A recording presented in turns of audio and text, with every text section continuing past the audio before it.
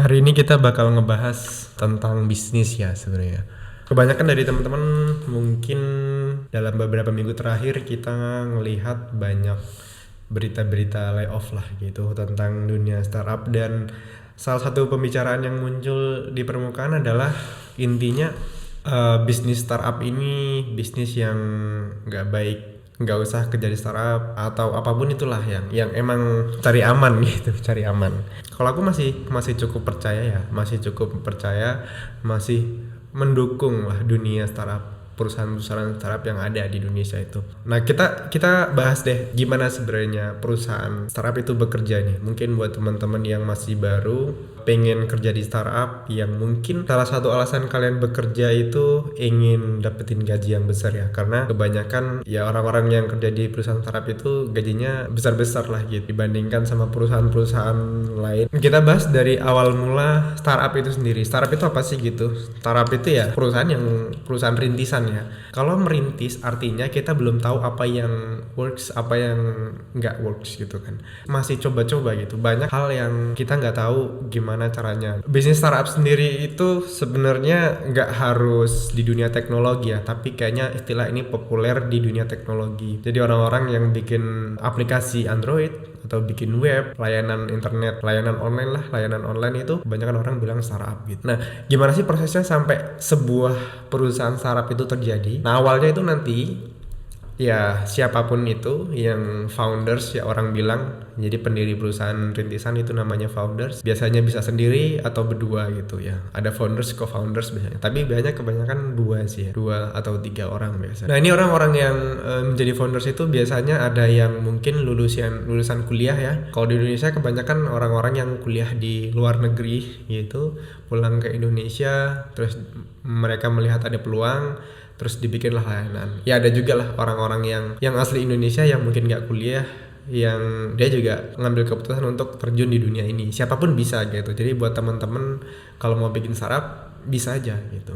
Setelah punya ide apa yang mau dibikin, biasanya ada dari orang yang emang background dia engineering gitu, dia bisa komputer, dia bisa bikin program.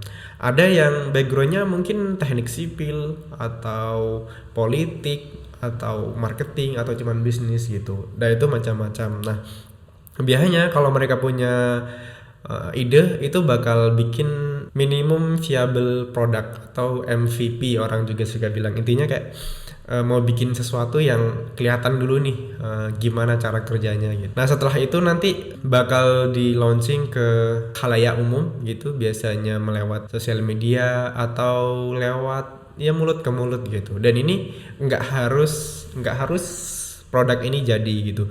Bahkan kayak biasanya cuma landing page aja gitu. Aku inget banget dulu waktu di Jogja, Flip ya.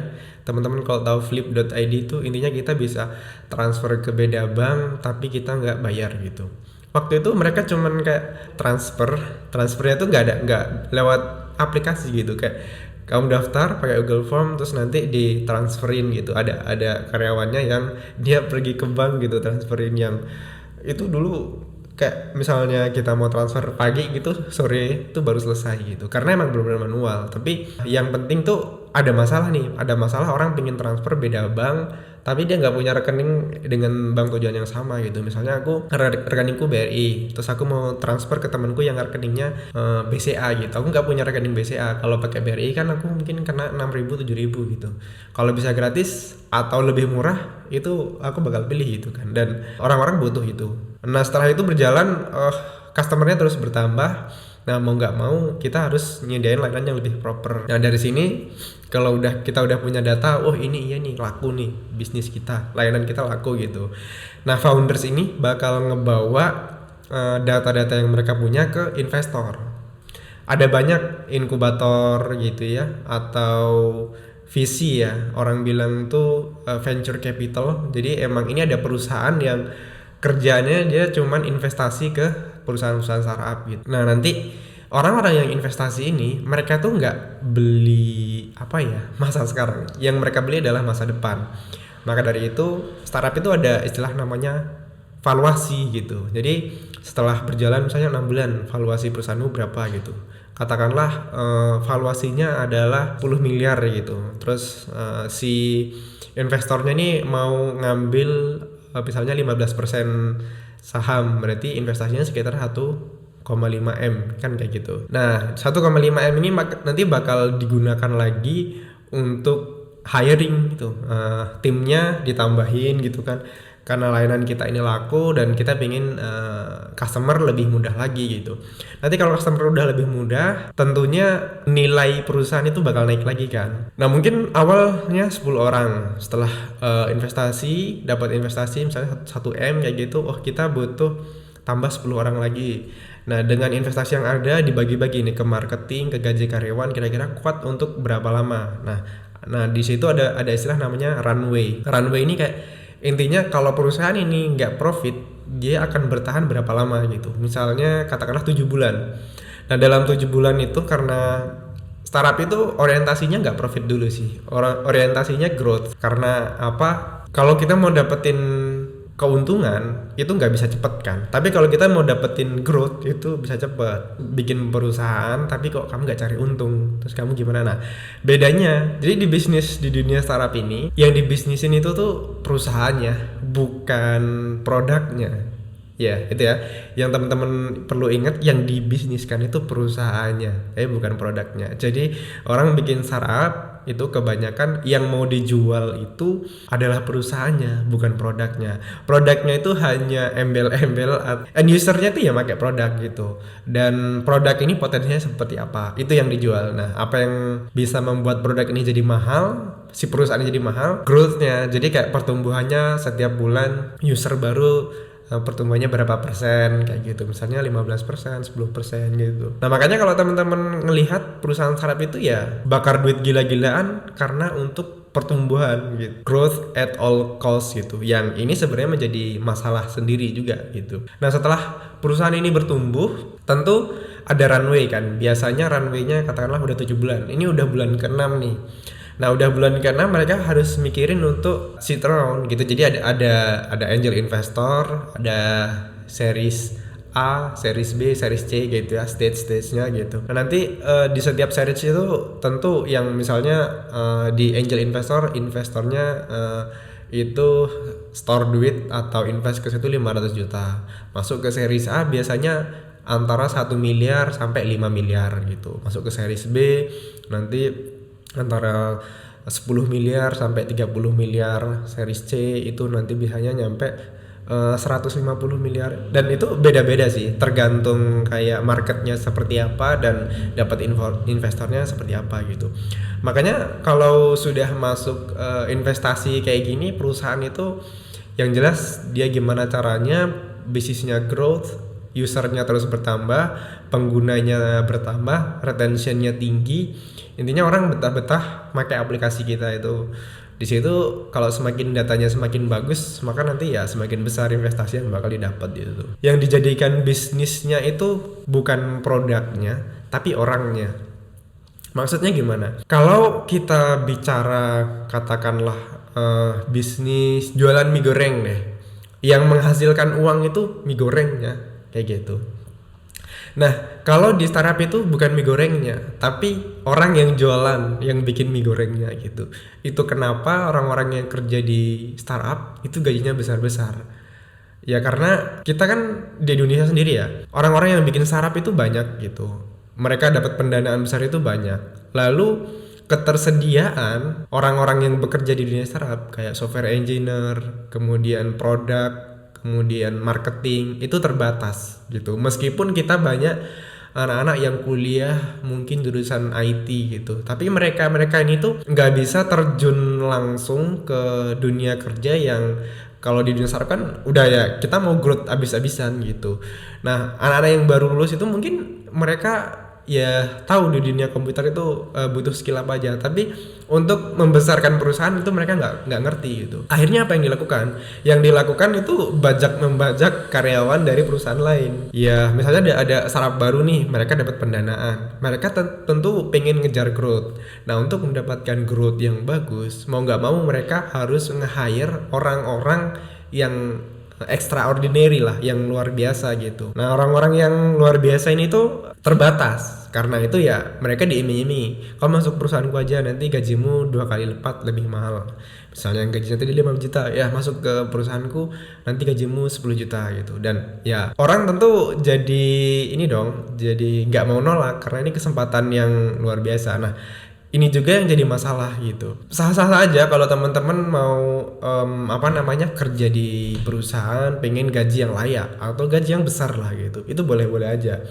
Cuman kadang-kadang kita tuh kalau mau masuk ke perusahaan yang baru gitu, misalnya kita harus ngelihat kayak kita mau cari apa di sini. Apakah kita pengen belajar ilmu baru, apakah kita pengen cari duit aja, atau apakah kita pengen jadikan batu loncatan untuk karir kita berikutnya gitu. Dan biasanya nih yang tadinya udah punya pengalaman, digajinya besar, gaya hidupnya jadi berubah yang tadinya makan cuman 10.000 sehari sekarang jadi 20.000 sehari.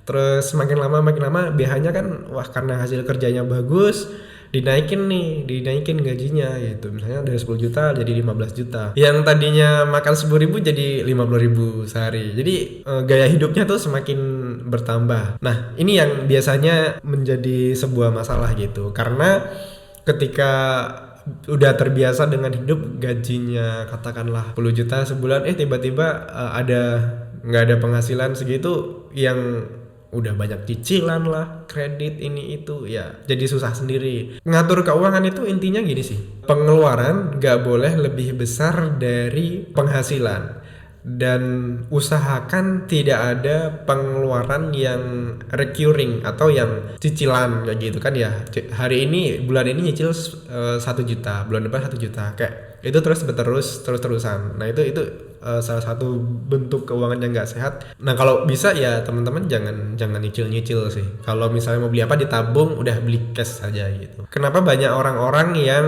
kena layoff gitu? Apakah ini akibat dari salah hire, atau akibat dari ngebajak karyawan dari perusahaan lain, atau akibat dari ngebajak orang yang kurang tepat? Ini ada kaitannya dengan itu. Cuman kalau di dunia startup itu perubahan itu sangat cepat banget. Jadi bisa jadi kayak dalam waktu sebulan cara kita bekerja itu berubah. Kemudian mungkin teknologi yang kita pakai di kantor itu berubah. Nah, orang-orang yang tidak siap dengan perubahan ini tentu bakal kesulitan, dan ya salah satu imbasnya ya bakal kena layoff, bakal kena PHK gitu. Ya layoff ini terjadi tuh karena ada 2 hal.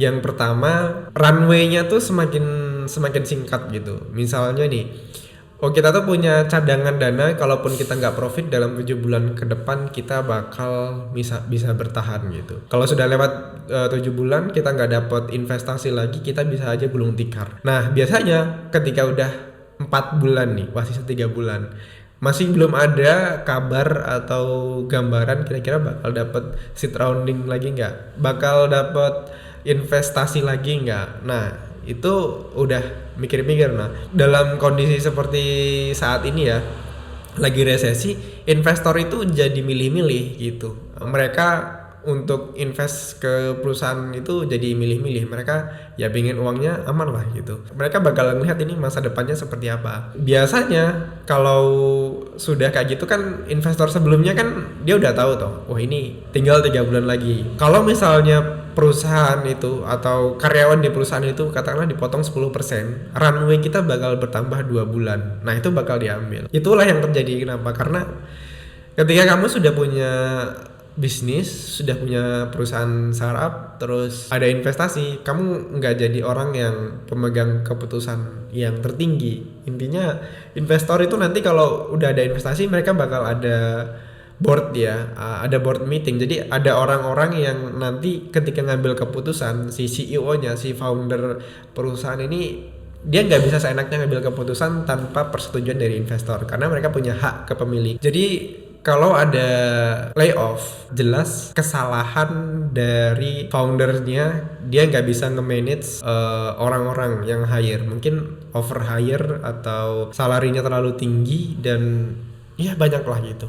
Ya, yang kedua juga investor mereka nggak mau rugi gitu. Dan jadi kalau dipikir-pikir ya kondisi mereka ya semua kepepet gitu loh, semua kepepet. Dan yang jadi imbasnya tuh rakyat kecil nih, kita yang kerja di startup gitu. Lalu apakah aku mendukung tentang layoff ini? Sangat sangat tidak sekali gitu. Saya paling benci kalau sebuah perusahaan itu memecat karyawannya, itu adalah tindakan yang paling saya benci gitu. Kalau misalnya pemecat karyawannya karena salah manajemen, bukan karena performance lah. Kalau karena performance itu ya masih oke lah gitu. Apakah kita harus menghindari kerja di dunia startup? Kalau aku sih enggak ya, karena kita ngelihat startup yang dibikin ini itu mereka memecahkan masalah nyata di dalam kehidupan kita. Bayangin aja dulu kalau misalnya nggak ada GoFood, nggak ada Gojek gitu ya. Nah, misalnya lagi hujan. Kalau lagi hujan itu kan kita mau keluar-keluar, misalnya kita nggak punya mobil, kita nggak punya motor, susah kan?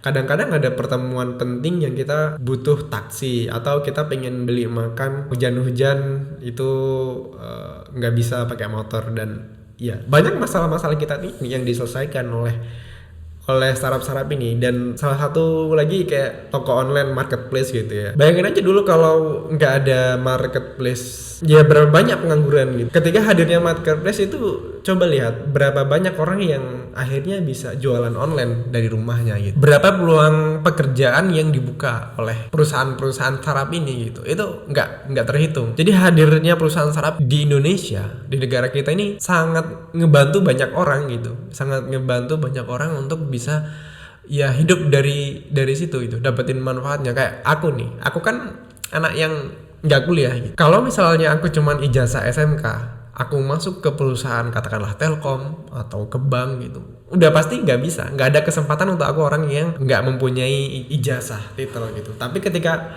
aku nggak punya ijazah, terus aku punya skill di dunia teknologi, ya perusahaan-perusahaan startup ini mereka mau menerima gitu. Itu yang salah satu yang bisa dihadirkan oleh startup yang nggak bisa diberikan oleh perusahaan-perusahaan lain, seperti ya kayak bank mungkin, atau perusahaan rokok gitu ya, yang kita bisa masuk kerja di situ dengan gaji katakanlah di atas 10 juta. Itu susah banget kan dapetinnya. Nah, terus gimana caranya biar teman-teman itu masuk ke dunia startup ini yang nggak menentu, rawan kena PHK gitu? Gimana caranya biar teman-teman dalam kondisi aman gitu? Untuk pertanyaan itu mungkin aku berpendapat dari pribadiku ya. Yang pertama jelas nggak ada sesuatu yang pasti di dunia ini gitu. Banyak sekali hal-hal yang ya kayak kita besok mau hidup atau enggak itu kita bukan di keputusan kita kan, keputusan yang maha kuasa gitu, bukan di kendali kita. Tapi nggak mungkin dong kita jadi orang yang malas-malasan, orang yang nggak melakukan apa-apa.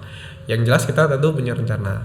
Kalau aku tetap kembali lagi ke skill sih. Uang itu akan mengalir kepada orang-orang yang memiliki ilmu, orang yang sangat ahli di bidangnya. Ya sebagai contoh deh, misalnya nih kayak pemain bola deh. Orang-orang yang bergaji mahal tentu adalah orang-orang yang punya skill kan. Dan satu lagi, setelah kita punya skill, kayak kita lihat contoh lagi pemain sepak bola deh. Pemain sepak bola yang bisa bertahan lama itu adalah orang-orang yang mempunyai attitude yang bagus, mempunyai sopan santun, mempunyai cara untuk berkomunikasi dengan orang lain yang baik kayak gitu. Jadi untuk kamu bisa bertahan lama itu ya kamu selain punya skill, kamu punya attitude yang bagus juga. Cuman dua itu. Bagaimana caranya bisa berkembang atau bertahan di dunia startup yang tidak menentu?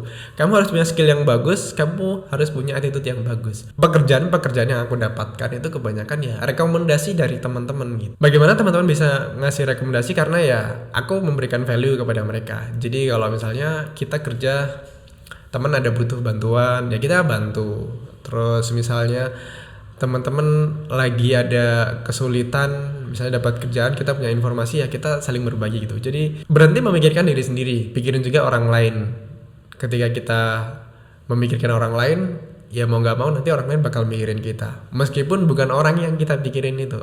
Bisa orang lain. Aku banyak banget kayak ada orang yang ngebantu aku dan itu adalah stranger dari internet, orang asing dari internet. Makanya kita harus membuka peluang untuk ya terbuka kepada semua kalangan gitu. Karena kalau aku kan orang Islam nih, waktu itu aku pernah punya bos, dia orang Kristen dan baik banget. Bahkan beliau dulu bisa dibilang menyelamatkan aku dari satu kejadian yang sangat, ya inilah, suatu saat nanti aku bakal ceritain ke teman-teman. Intinya ya itu tuh yang baik dan tetap belajar, tambah skillmu. Mungkin itu aja, mudah-mudahan ini bermanfaat, ngasih sedikit gambaran buat teman-teman sebenarnya dunia startup itu seperti apa sih, dan apa yang bakal kamu lakukan untuk bisa bertahan di dunia startup ini. Sekian aja, sampai jumpa di video berikutnya.